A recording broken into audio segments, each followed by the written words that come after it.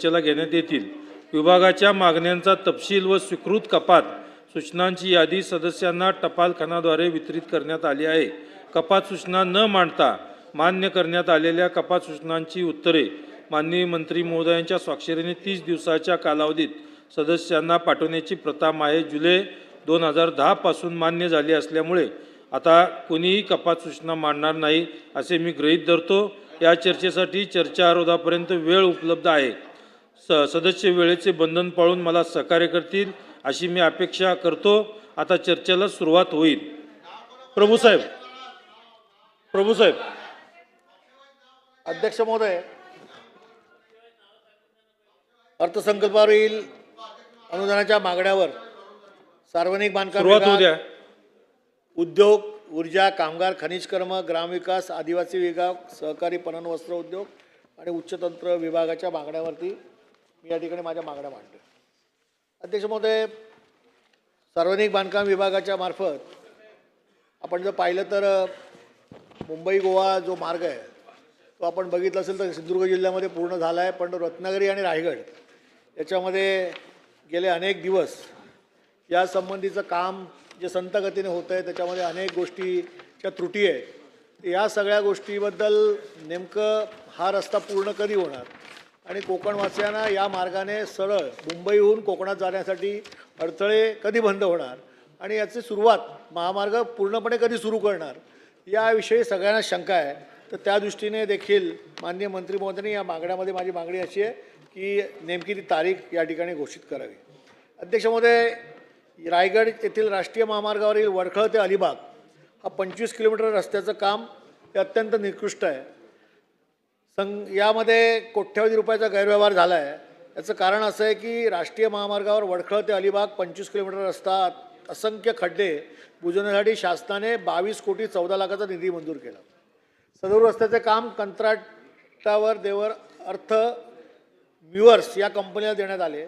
सदर कंत्राटाच्या कंपनी अत्यंत निकृष्ट दर्जाचे काम केले व खड्डे बुजवण्यासाठी शासनाने मंजूर केलेले 22 कोटी 14 लाख निधी अपव्य करून कोट्यवधी रुपयाचा घोटाळा केला। अध्यक्ष महोदय, याच्यामध्ये शासनाचे अधिकारी, अभियंता, कंत्राटदार आणि यांचा आर्थिक संगमत आहे असं माझं मत आहे आणि म्हणून मला असं वाटतं की गेल्या 10 वर्षात दर पावसाळ्यात या महामार्गावर अत्यंत परिस्थिती बिकट असते। शासनाकडून तात्पुरती मलमपट्टी करण्यात येते, कोट्यवधी रुपये खर्च केला जातो। सुमारे 1700 कोटी रुपये आत्तापर्यंत खर्च झालेला आहे।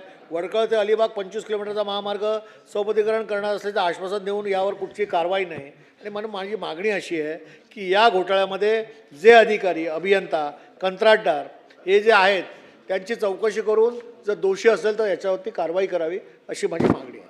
अध्यक्ष महोदय, त्याचबरोबर आज सार्वजनिक बांधकाम विभागावरती आपण बोलत असताना मुंबईतील सर्वच पोलीस वसाहतीमधील मुंबई पोलिसांना मालकी हक्काची घरं आपण सार्वजनिक बांधकाम विभागाच्या वतीने देणार आहोत।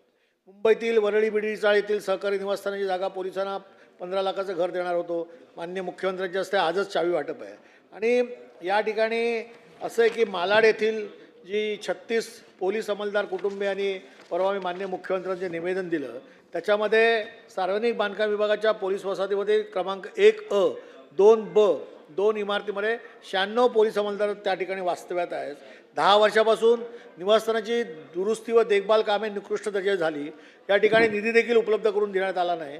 तर माझी विनंती आहे मंत्री महोदयांना की यासंबंधी निधी हा सार्वजनिक बांधकाम विभागाने त्या ठिकाणी द्यावा आणि ही इमारत दुरुस्त करून द्यावी आणि सदर मालाड पोलीस वसाहती असलेल्या 1-2 वास्तव्य करणाऱ्या श्री 36 पोलीस अंमलदार यांनी असं सांगितलं की दुरुस्त तर कराच, परंतु त्याचबरोबर पोलिसांना हक्काची घरं ज्या धर्तीवर देतात त्याच धर्तीवरती या 96 पोलीस अंमलदारांना देखील या इमारत दुरुस्तीनंतर किंवा पुनर्बांधणीनंतर त्यांना कायमस्वरूपी घरं मिळावी अशी माझी या ठिकाणी मागणी आहे। अध्यक्ष महोदय, या सगळ्या विषयावरती बोलत असताना ऊर्जा विभागाच्या वतीने अनेक चर्चा या सभागृहामध्ये झाल्या। अध्यक्ष महोदय, आज ऊर्जा विभागामध्ये कंत्राटी कामगारांच्या मागण्या ज्या आहेत त्या भयावह परिस्थितीच्या आहेत आणि अनेक वेळा कंत्राटी कामगार सातत्याने उपमुख्यमंत्री ऊर्जा विभागाची त्या ठिकाणी बैठका घेतात, त्याबद्दल चर्चा करतात, परंतु त्यावरती निर्णय होत नाही। शासनाने महानिर्मिती, महावितरण आणि महापारेषण या 3 कंपन्यांमध्ये कंत्राटी पद्धतीने काम करणाऱ्या कामगारांना थकबाकीसह 19% मूळ वेतन वाढ देण्याचे मिनिट्स 19/9/2024 रोजी जारी केले, परंतु या मिनिट्सच्या विपरीत तिन्ही वीज कंपन्यांनी प्रशासनाने 14/10/2024 रोजी जारी केलेल्या विपरीत परिपत्रकात प्रत्यक्षात 19% दिलेली मूळ वेतनवाढ शासनातर्फे आगामी लागू होणाऱ्या किमान वेतनवाढीपेक्षा जास्त असेल तर जास्तीची रक्कम वळती करण्यात येईल असे 2019 पासून मिळणारा पूरक भत्ता अचानक स्थगित ठेवण्यात येण्याच्या परिपत्रकात नमूद केलेलं आहे. अध्यक्ष म्हणजे एका बाजूला उपमुख्यमंत्री असताना त्यांनी जी बैठक घेतली ऊर्जा विभागाने, त्याच्यामध्ये कामगारांना तुम्ही एक न्याय देता, एका बाजूने आश्वासन देता आणि दुसऱ्या बाजूने असे त्यांचे पैसे आपण काढता. एकदा दिलेली मूळ वेतन वाढ व पूरक भत्ता कायदा म्हणतो की कमी किंवा स्थगित ठेवता येत नाही, फक्त वाढवता येतो. तर अशी शासनाची तिन्ही कंपन्या थकबाकी कंत्राटी फसवणूक केलेली आहे. तसे 19% मूळ वेतन वाढीची थकबाकी नियमित कामगारांसाठी एप्रिल 2023 पासून देण्याचे व इतर खालील प्रश्नाबाबत उपमुख्यमंत्र्यांनी याबाबत जे मिनिट्समध्ये म्हटलं आहे त्यानुसार कारवाई करणं आवश्यक आहे. त्याच्यामध्ये मला असं वाटतं की खाजगी हॉस्पिटलमध्ये कॅशलेस वैद्यकीय योजना देण्याचे घोषित केलं होतं, त्याबद्दल अद्यापही काही झालेलं नाही आहे. महात्मा फुले वैद्यकीय योजना त्यांना लागू केली जावी असं त्यांनी म्हटलेलं आहे, त्याबद्दल काही झालेलं नाही आहे. खापरखेडा गेटवरील कंत्राटी कामगारांनी 7/3/2024 रोजी आंदोलनातील गुन्हे मागे घेणे याबाबत सहानुभूती करू विचार करू असं म्हटलं होतं, त्यावर काही झालेलं नाही. तसेच तिन्ही कंपन्यातील कंत्राटी कामगारांची स्वतंत्र अनुसूची करून स्वतंत्र वीज उद्योग जाहीर करणे वगैरे मागण्या ज्या मान्य केल्या होत्या त्यावर देखील काय कारवाई नाही. यामुळे शासनाकडून कंत्राटी कामगारांवर अन्याय होतोय व दुर्लक्ष होतोय.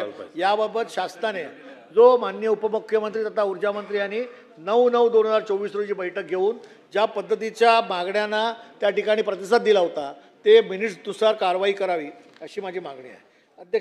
अध्यक्ष महोदय, याच संबंधित कामगार विभागामध्ये मी गेले अनेक वर्षापासून या ठिकाणी मुंबईतील दादासाहेब फाळके चित्रनगरी जी माझ्या मतदारसंघाला लागून आहे त्यासंबंधी अनेक वेळा प्रश्न मांडण्याचा प्रयत्न या ठिकाणी केला.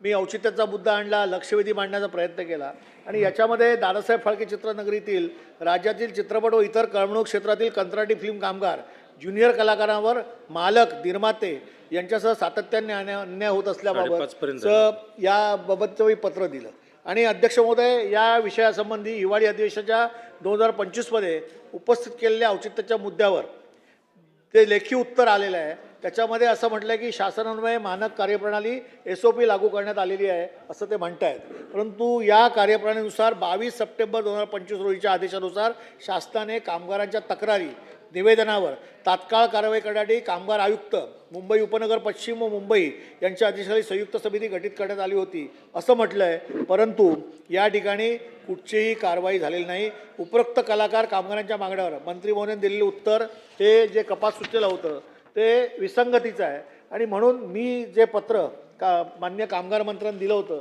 कामगार मंत्री आहेत का? बोला. कामगार मंत्री नाही, कशाला बोलू कामगारावर? बांधकाम मंत्री नाही, कशासाठी बोलायचं आम्ही?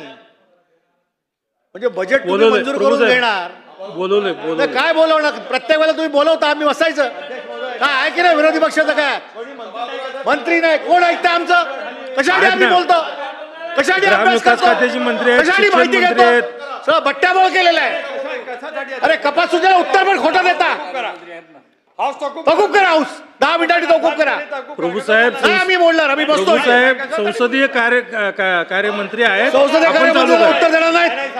प्रत्येक वेळेला तुम्ही असं म्हणता.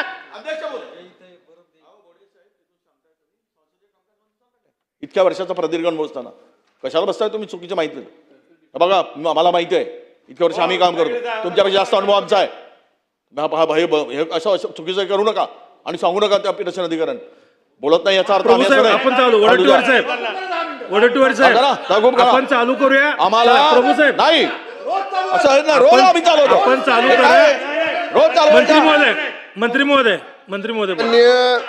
सन्मान्य अध्यक्ष महाराज, वर अजून वरती लक्षवेधी सुरू आहेत वरच्या सभागृहामध्ये आणि बरेचसे मंत्री आहेत.